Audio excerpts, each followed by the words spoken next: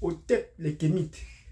Bonjour, bonsoir mes frères et sœurs qui êtes sur cette chaîne et un salut particulier à mes abonnés. Si vous voulez aussi être de ceux qui reçoivent ce bonsoir particulier, vous savez ce qu'il y a lieu de faire. Mettez-nous déjà des pouces pour ceux qui visionnent. Il y a bien des gens, il y a plus de visionneurs que d'abonnés. Donc abonnez-vous, cliquez sur la notification pour ne pas perdre les prochaines vidéos pour que notre communauté puisse grandir. De quoi est-ce que nous allons parler aujourd'hui? Il y a plusieurs sujets brûlants aujourd'hui. Nous allons parler de la rébellion en Russie. Vraie ou fausse rébellion? Nous allons voir de quoi il est question. Nous allons également revenir sur le cas du Sénégal parce que c'est un sujet brûlant et tout ça c'est en lien avec la France. Et enfin nous allons parler du cas du Mali à qui nous continuons à dire bravo au peuple malien et à son gouvernement et particulièrement son président. Donc si vous avez fait ce que nous vous avons supplié de faire, ce que nous avons demandé de faire, c'est-à-dire de nous mettre déjà des pouces, lâcher de nombreux pouces, de vous abonner, de cliquer sur la notification si ce n'est pas déjà, et surtout pour tout le monde, partagez, je vous en prie, partagez la bonne nouvelle aux autres qui ne sont pas encore au courant ou sur nos plateformes. Sur ce, nous allons nous lancer dans le vif du sujet si vous avez déjà fait ce que nous vous recommandons. Donc aujourd'hui, nous allons parler de la Russie d'abord. Que se passe-t-il exactement en Russie? On a commencé par nous parler d'un coup d'État et après quelques jours, on nous parle d'une rébellion. Alors que le chef de la rébellion supposé a demandé à ses troupes de se retirer et qu'on laisse la place pour parler de paix pour éviter que les gens que les Russes s'entretuent, puisque ça c'est l'objectif des Occidentaux. Si les rebelles ont compris cela, c'est bon. Éviter des bains de sang que les Russes s'entretuent, c'est une très bonne chose. Mais malheureusement, la rébellion continue avec son groupe de demander qu'ils vont marcher sur Moscou. Oui, et de continuer à prendre des positions qui sont un peu inquiétantes et qui peut inquiéter également le gouvernement. Donc, les principaux personnes impliquées dans les reproches que le chef de la rébellion fait, c'est le ministre de la Défense et le chef d'état-major. Mais ils sont en pourparlers pour voir exactement comment trouver une solution à cette situation. Donc c'est important qu'on en parle, qu'on vous fasse savoir l'état des lieux de cette situation aujourd'hui. Donc pour aujourd'hui, on n'a pas besoin de s'inquiéter outre mesure de ce qui se passe, en Russie. La situation est au statu quo sur le plan international, mais c'est une querelle interne qu'on pense qu'il va trouver un aboutissement le plus rapidement possible. Donc ce n'est que pour retarder l'échéance sur le plan de la guerre qu'ils sont en train de mener, mais ça donne également un renforcement parce que la Russie ou le gouvernement russe dirigé par Poutine peut sortir grandi de cette situation. Je m'excuse pour cela. Peut sortir grandi de cette situation. Mais il nous rassure, en Afrique, on n'aura pas tellement à s'inquiéter de cela. Donc voilà la situation pour la Russie. S'il y a rébellion, bon, on va voir. S'il n'y en a pas, ok. On verra les jours à venir ce que cela va donner. Parlant du cas du Sénégal, je m'excuse une fois de plus. Je vous ai fait savoir que le Sénégal n'a pas une politique extérieure pour elle-même déjà depuis les précédentes vidéos parce que sur le plan diplomatique, c'est toujours le président français, les présidents français qui sont sur ce deux qui définissent la politique du Sénégal et le mettent à part.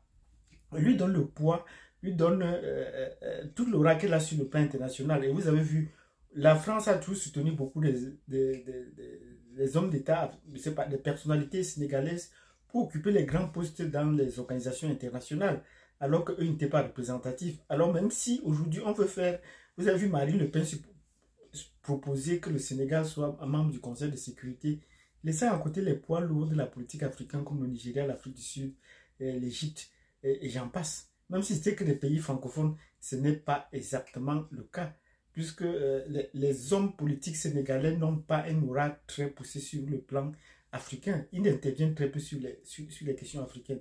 Donc pour bien comprendre l'enjeu du troisième mandat que Macky Sall est en train de faire, vous comprenez que ce n'est pas lui qui a l'origine de demander un troisième mandat, mais c'est plutôt la France qui lui demande un troisième mandat. Et comme les Français, chaque fois qu'ils veulent mettre en avant quelque chose, ils le définissent dans un concept. C'était pour le cas au Mali, où on nous a sorti un certain nom de Ibeka. Quand j'ai compris ce nom pour la première fois, je me suis dit, mais pourquoi est-ce qu'il les radios et télévisions françaises donnent un sobriquet à tel point, et c'était devenu leur cocorico. C'est même le même cas maintenant pour le Sénégal, où on commence à vous dire que c'est un mandat de transition. Donc, on vous donne déjà le concept de ce mandat qu'on va mettre dans la tête des gens et les pousser à accepter ce qui est comme un fait. Donc, c'est un mandat de transition qu'on continue à dire un mandat de transition énergétique. Donc, les problèmes d'énergie que connaissent la France et l'Europe, c'était pas aussi au Sénégal. Il faut qu'on aille maintenant chercher, parce que chercher les sources d'énergie ou s'approvisionner dans les pays européens, chez les Blancs, ça pose problème. Entre eux, ça pose problème déjà. Nous avons pitié vraiment des présidents africains qui ont pensé qu'ils pouvaient aller intervenir sur la crise en Europe. Mais malheureusement, ils ne savaient pas d'où ils venaient, parce que la France leur a fait croire qu'eux aussi étaient des présidents et qu'ils pouvaient se balader sur le plan international de leur propre chef. Non, si la France ne vous accompagne pas, vous ne valez rien absolument. Et effectivement, vous avez vu, on les a fouillés, on les a traités comme tous les nègres, ils n'étaient pas différents. Même quand ils disaient qu'ils étaient des présidents, mais ça faisait rire. Parce que si on dit de payer, ils vont sortir leur monnaie, on ne connaîtra même pas cette monnaie-là. Donc, c'était un peu être naïf de croire qu'ils peuvent intervenir là. Même la Russie, dont nous supportons tant, elle a fait comprendre que c'est une question entre les Européens et qu'eux-mêmes ils vont trouver la solution là-dessus. Et c'est comme ça qu'ils ont pris les bagages, ils sont rentrés. Donc pour revenir au cas du Sénégal, c'est la France qui va définir ce mandat-là et ça va passer par tous les moyens. Donc il faut se tenir, ça va passer par tous les moyens. Et comment est-ce qu'on va esquiver cela? Ce n'est que si, faites attention que le code électoral ou la façon de soit modifié ces derniers temps. Mais si le statut est celui qu'on connaît, il est sûr et certain que si on va à un référendum ou si on va à un vote, il va essuyer une déculottée puisqu'il avait déjà eu les mêmes démarches contre son prédécesseur. Au Sénégal, les Sénégalais savent dire oui de façon unanime et peuvent dire non également de façon unanime contre ce troisième mandat si on va aux élections. Donc, s'il pose sa candidature, nous sommes sûrs que le peuple sénégalais va dire non de façon majoritaire si rien ne change.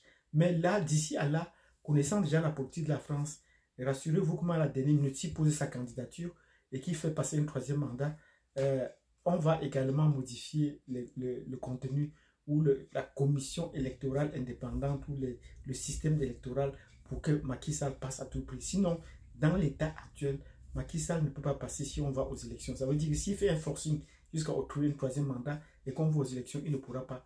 Il va carrément échouer. Mais les Français, connaissant déjà la situation, connaissant déjà la verve des Sénégalais ou l'unité des Sénégalais à balayer les gens du troisième mandat comme ils ont fait précédemment pour Abdoulaye Wade, sûr que s'il faut passer son troisième mandat, c'est le premier obstacle. Le second obstacle serait de modifier le code électoral ou le système de façon à pouvoir faire passer Macky Sall sans embâche. Donc voilà ce qui est du Sénégal parce que Sonko est un sérieux problème. Et nous allons revenir sur un autre épisode pour dire, il y a des confrères qui ont fait des analyses justes. La France en veut à certains pays africains, notamment à des personnalités comme Sonko au Sénégal, et a fait allusion également à des personnalités au Cameroun. Et vous voyez qu'il y a des personnalités nouvelles qui arrivent au pouvoir tout au long de l'Afrique. Un jeune président comme Sonko, ce ne serait pas bien qu'il arrive au pouvoir parce qu'il sera tout de la même trame que celui qui est au Mali, celui au Burkina Faso, et avoir des jeunes présidents. Et il y a un autre qui s'est présenté au Nigeria, il était apparemment le plus jeune, et c'était un Ibo pour la première fois qui venait d'une zone qui n'était pas bien indiquée, la région Ibo, qui est pour la première fois un président qui s'est postulé venant de cette région-là. C'est le même cas au Sénégal. Sonko vient de la Casamance. Et la Casamance est une zone bannie que les Français n'aiment pas beaucoup. Il n'y a pas de Sénégal sans Casamance. Mais les Casamancés sont toujours marginalisés. Et c'est eux qui sont dans l'équipe nationale, c'est eux qui sont, même en termes de grille, c'est eux qui sont les plus forts. Donc pour la première fois, quand quelqu'un sort d'une zone qu'on considère comme des arriérés, ça pose problème à la France parce qu'on les a longtemps bannis. Donc c'est ce qu'on va dire aujourd'hui pour le Sénégal. Nous allons vous revenir et reprendre une vidéo que nous avons fait précédemment sur le cas Sonko. Sonko, un homme politique sénégalais atypique. Il est vraiment hors norme, il est vraiment différent de tous les hommes politiques qu'on a eu jusqu'à présent. Et nous allons passer à la revue tous les critères qui font de lui un homme exceptionnel et un homme digne de pouvoir diriger le Sénégal et même toute l'Afrique. Donc, bravo à Sonko de tenir tête, bravo au peuple sénégalais. Au Mali, nous ne cesserons de dire bravo, mais ce pourquoi nous disons bravo au président. Parce que tout est mis en place aujourd'hui pour essayer d'écarter en douce, même de façon forcée, toutes les troupes étrangères au pays. Et le ministre des Affaires étrangères fait bien le travail. Il dit que tout est mis en place pour que les gens quittent. S'ils ne sont plus désirables, ils quittent. Et on a annoncé d'abord qu'ils ne devaient plus survoler, il faut les laisser passer pour survoler. Il ne fallait pas qu'ils survolent le territoire comme si c'était chez eux. Non, ils devaient demander l'ordre de mission pour pouvoir survoler le territoire. Voilà la première chose qu'on a demandé à la MINUSMA de faire. Et actuellement, c'est bien programmé. D'ici décembre 2023, la MINUSMA doit quitter le Mali, doit plier bagage sans avoir rempli sa mission. Donc, elle est inutile au Mali. Qu'est-ce qu'elle fait là? Donc, elle doit partir. Nous disons bravo de pouvoir faire l'état des lieux et de pouvoir dire, si vous ne servez à rien, il est temps de partir. Donc, merci beaucoup au peuple malien. Merci au gouvernement qui met en place les éléments pour passer à une autre phase. Et surtout, ce qui m'a intéressé dans souvent les interventions du président, du ministre des Affaires étrangères, M. Diop du Mali, c'est qu'il dit que le débat est déjà dépassé. Vous trouvez, on n'est pas dans le débat avec la France. Vous avez dit ceci, appliquez-le et puis on continue le chemin. On n'est plus dans le débat avec les Français, non. Quand les Français parlent, eux, ils ignorent. Et ils font ce qu'ils ont à faire. C'est ça qu'on devait faire. Tant que vous entrez dans le débat avec la France, vous serez toujours perdant. Donc, quels sont ceux qui pensent que non, la France peut encore nous être utile? On ne les trouve pas non plus beaucoup au Mali qui disent encore que la France peut être utile, qu'on peut travailler avec la France. Donc, le Mali a déjà fait le choix. Et un choix que beaucoup devaient copier. Et sur le chemin, je vous en prie, réveillez le président de la Guinée. Nous attendons beaucoup de la Guinée. Réveillez le président de la Guinée. On a eu beaucoup d'espoir sur lui, mais jusque-là, ça ne marche pas comme on l'aurait souhaité. Donc, si vous avez bien compris cette vidéo où nous avons fait l'état des lieux sur la rébellion, lâchez-nous des pouces, abonnez-vous, cliquez sur la notification, n'hésitez pas à partager cette vidéo. Pour ne pas être trop longue, on va s'arrêter à ce niveau.